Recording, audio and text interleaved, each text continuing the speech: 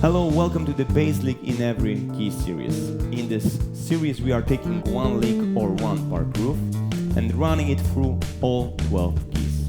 It's a great way to truly master it, building your technique, improving your ear and getting comfortable all over the fretboard. So let's get started.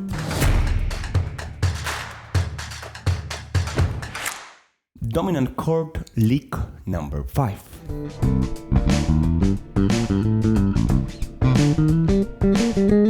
So here we are in dominant chord C7. We started from the root, and after playing the root twice, you can find the full version along with an explanation on my Patreon. Come, be a part of it. I would love to share more with you.